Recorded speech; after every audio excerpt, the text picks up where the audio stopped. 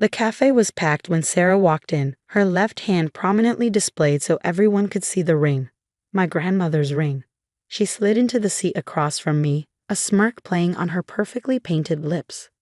"Thanks for meeting me, Emma," she said, her voice dripping with false sweetness. "I wanted you to be the first to know. Michael and I are getting married." My stomach churned at the mention of my ex-husband's name, but I kept my expression neutral. Sarah had always been like this, taking everything that was mine, from childhood toys to prom dates. But this time she'd gone too far. "Congratulations," I said, wrapping my hands around my coffee cup to stop them from shaking. "I see you're wearing Grandmother Rose's ring." She held up her hand, letting the antique diamond catch the light. "Oh, this old thing. Well, since Michael helped me contest the will, technically it's mine now, along with the house and the trust fund." Her smile widened. "It's funny how things work out, isn't it?" I thought about the last conversation I'd had with Grandmother Rose, just days before she passed. We'd been in her study, surrounded by her beloved books and antiques, when she'd handed me an old leather journal. "Keep this safe," she'd whispered, her voice weak but urgent. "Everything you need to know is in here. Promise me to wait until the right moment." I promised, tucking the journal away without reading it. Now, watching Sarah flaunt her stolen inheritance, I wondered if this was the moment Grandmother had been waiting for. "You know what's really funny?" Sarah continued, stirring her latte with obvious pleasure. "How easy it was to convince the lawyers that you were mentally unstable. A few tearful statements from Michael about your episodes during your marriage, some carefully edited photos." She shrugged. "The judge practically handed everything over." My hands tightened around my cup. The episodes Sarah mentioned were panic attacks I had after discovering Michael's affairs, including, I now realized, with my own sister. They'd used my lowest moments against me, twisted my pain into a weapon. "Why did you ask me here, Sarah?" I kept my voice steady, remembering the weight of Grandmother's journal in my bag. "Just to gloat." "Oh no, dear sister." She leaned forward, dropping her voice. "I wanted to offer you a deal. Sign away any future claims to the estate, and I'll give you a small monthly allowance, just enough to keep you from ending up on the streets." She sat back, clearly pleased with herself. After all, we are family. I thought about the journal, about Grandmother's final words, about the secret I discovered last night when I finally opened those weathered pages. "You're right," I said, reaching for my bag. "We are family. And there's something you should know about Grandmother's real estate." Sarah's eyes narrowed. "What are you talking about?" "We've been through all the paperwork. Everything's in my name now." I pulled out the journal, its leather cover worn with age. "Not everything. Did you know Grandmother kept a second set of books?" For the first time, Sarah's confident smile faltered. "What?" "She was quite meticulous," I continued, opening the journal. "Every transaction, every property, every investment, all documented here, including some interesting transfers made just before she died." "You're lying," Sarah snapped, but I could see the uncertainty in her eyes. "The lawyers found everything." "Did they?" I slid a stack of papers across the table, copies I'd made from the journal's most important pages. Because according to this, Grandmother's most valuable assets were moved into a separate trust 2 weeks before she passed. A trust that requires both sisters to agree on any distribution of funds. Sarah's face paled as she scanned the documents. I could almost see her mind racing, calculating what this meant. "That's impossible," she whispered, but her hands were shaking now. "Michael checked everything," he said. "Michael doesn't know about this," I cut in. "Neither do the lawyers. Grandmother made sure of that. She knew how you both operated. She was just waiting to see how far you'd go." "You're bluffing," Sarah said, but her voice had lost its edge. "These could be forged." I pulled out my phone and dialed a number I'd memorized. "Why don't we ask Mr. Chen? He's the trustee Grandmother appointed. I'm sure he'd be happy to verify everything." Sarah's composure cracked completely. "Wait," he said quickly, reaching for my phone. Let's discuss this." I ended the call before it connected, enjoying the flash of realization in her eyes. "Oh, now you want to talk? What happened to all that confidence from earlier?" "Emma, please," she said, her voice dropping to a whisper. "You don't understand. Michael and we've already spent some of the money. We've made commitments." "I understand perfectly," I replied, gathering my things. "You and my ex-husband conspired to steal my inheritance by painting me as mentally unstable. You used my trust against me just like you always have. What do you want? Sarah asked, the question coming out more like a plea than a demand. I stood up, looking down at my sister, really looking at her for the first time in years. Behind the perfect makeup and designer clothes, I saw something I'd never noticed before. Fear. What I want, I said quietly, is for you to think about what's going to happen when Michael finds out there's no money left to steal. When he realizes that marrying you won't give him access to grandmother's fortune after all. The color drained from Sarah's face. You wouldn't. Wouldn't I? I smiled, remembering all the times she'd taken what was mine, all the times she'd hurt me without consequence. I think it's time for both of you to learn what it feels like to lose everything. I turned to leave, but Sarah's voice stopped me. He'll leave me, she said, her words barely audible. If he finds out about this, he'll leave me. Probably, I agreed, not turning around. Just like he left me when he thought something better came along. Funny how history repeats itself, isn't it? As I walked out of the cafe, I could feel Sarah's eyes on me, could almost hear her mind racing to find a way out of the trap she'd set for herself. But this time, there was no escape. This time, justice would finally be served.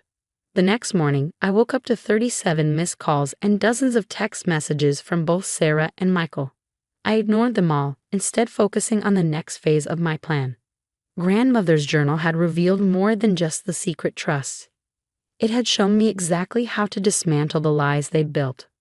I drove to the law offices of Chen and Associates, the leather journal secure in my bag. Mr. Chen, a small man with kind eyes and steel gray hair, was waiting for me. Miss Emma, he said, rising from behind his desk. Your grandmother spoke of you often. She would be proud to see you now. I placed the journal on his desk. Did she tell you what they might try to do? He nodded gravely. Rose was very perceptive. She knew your sister's nature, and she had concerns about your ex-husband's intentions even before your divorce. That's why she created the second trust? Precisely. He opened a drawer and pulled out a thick folder. Everything of real value, the investment portfolios, the commercial properties, the art collection, it's all here, protected. What your sister and Michael managed to steal through the courts was essentially a shell. I thought about Sarah's smug face at the cafe, about Michael's confident testimony painting me as unstable. They don't know they've been playing with an empty hand this whole time. No, Mr. Chen confirmed, a slight smile touching his lips. And now that they've shown their true colors, we can proceed with the rest of Rose's plan. My phone buzzed again. Michael this time. I silenced it without looking at the message. How long before they figure it out? The quarterly statements go out next week. Once they try to access the accounts. Mr. Chen spread his hands.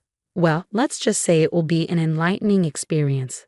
I spent the next few days in careful preparation. While Sarah and Michael grew increasingly desperate in their attempts to contact me, I met with bankers, real estate agents, and investment advisors. Each meeting revealed another layer of grandmother's brilliance. She hadn't just protected her assets, she created a framework for exposing every lie, every manipulation Sarah and Michael had used against me. The evidence was all there, meticulously documented. On Friday afternoon, my phone rang with an unfamiliar number. Against my better judgment, I answered. Emma, it was Michael's mother, Margaret. Please, we need to talk. Sarah's hysterical, and Michael won't tell me what's going on. I closed my eyes, remembering how Margaret had testified against me during the estate hearing, claiming she'd always known there was something wrong with that girl. I'm sorry, Margaret, I said, not feeling sorry at all. But I think it's best if they explain the situation to you themselves. I'm sure they can tell you all about how they conspired to steal my inheritance. But the money, she started. What about it? They already spent quite a bit, she said, her voice tight with worry. The new house, the cars, the engagement party next week. Emma, surely we can work something out.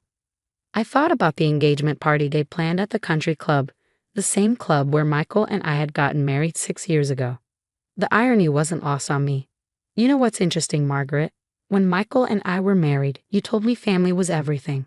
That loyalty and honesty were the foundations of a lasting relationship. I paused, letting the words sink in. I wonder what you'll say when you find out how your son and my sister betrayed those values. There was a long silence on the other end of the line. What do you mean? She finally asked. Ask them about the photos they doctored. Ask about the false testimony, the manufactured evidence they used to paint me as unstable. Better yet, ask them about the affair they were having while Michael and I were still married. I heard her sharp intake of breath. No, she whispered. They wouldn't. They did, I said simply. And now they're about to learn that actions have consequences. After hanging up, I drove to grandmother's house. My house now, though Sarah didn't know that yet. The Grand Victorian stood silent and dignified, its windows reflecting the late afternoon sun. I used my key to enter, breathing in the familiar scent of old books and furniture polish. In the study, everything was exactly as grandmother had left it. Her reading glasses still sat on the desk, next to a half-finished crossword puzzle. I ran my fingers along the spines of her beloved books, remembering all the hours we'd spent here together. I miss you, I whispered to the empty room. I wish you could see this. My phone buzzed again. A text from Mr. Chen. Quarterly statements sent. Expect contact within 24 hours. I smiled, settling into grandmother's favorite armchair. The wait wouldn't be long now. Just then, I heard a car screech to a halt outside. Footsteps pounded up the front steps, followed by the sound of someone pounding on the door. Emma, Sarah's voice, shrill with panic. Open this door right now. We need to talk. I stayed where I was, listening as Michael's voice joined hers. The accounts are empty, he was saying. Everything's gone. How could this happen? Nothing's gone. I called through the door, loud enough for them to hear. It was never there to begin with. The pounding stopped. A moment of silence, then Sarah's voice again, quieter now. What are you talking about? Maybe you should ask your fiancé about due diligence, I replied. About checking the real value of what you thought you were stealing before spending money you didn't have. Another silence, followed by the sound of hurried whispers. I could imagine them out there, their perfect world crumbling around them.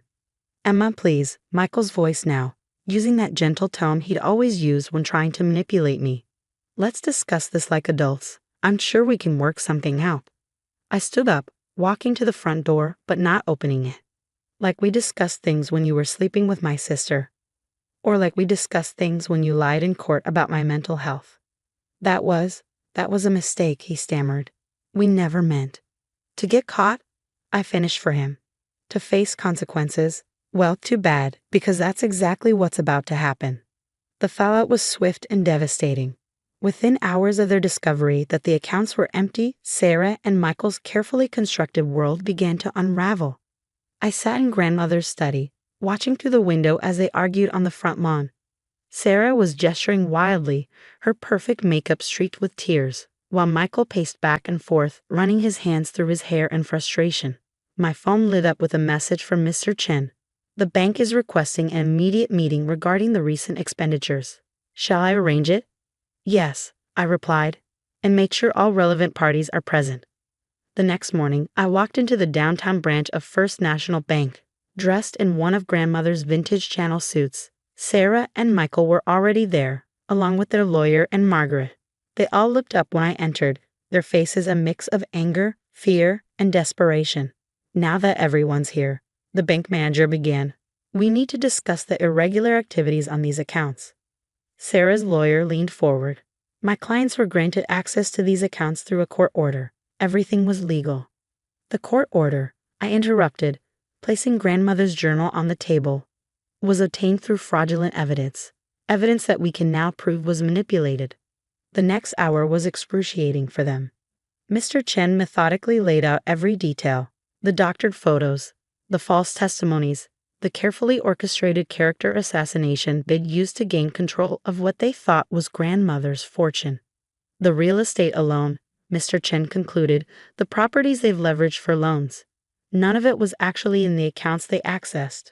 Those assets are held in a separate trust, one that requires both sisters' consent for any transactions. Michael's face had turned an interesting shade of gray, but the money we spent was essentially credit extended by the bank based on assets you didn't actually control, the bank manager finished, which means those loans are now in default. Sarah's perfectly manicured nails dug into the conference table. This is ridiculous. Emma's just trying to hurt us because she's jealous. Michael chose me and she can't handle it. I looked at my sister, really looked at her. Behind the designer clothes and expensive jewelry, I saw what grandmother must have seen. A desperate woman so focused on taking what others have that she never built anything of her own. No, Sarah, I said quietly. This isn't about jealousy, it's about justice. About consequences. Grandmother knew what you were capable of, both of you. She planned for this. What do you mean? Margaret asked, speaking for the first time. I opened the journal to a marked page. This is grandmother's real will, her real intentions. Everything of value was placed in a trust before she died, with specific conditions. I looked directly at Sarah. She knew you'd try to take it all. She wanted to see what you'd do, how far you'd go. And now what? Michael demanded. You're going to take everything. Leave us with nothing. No, I replied.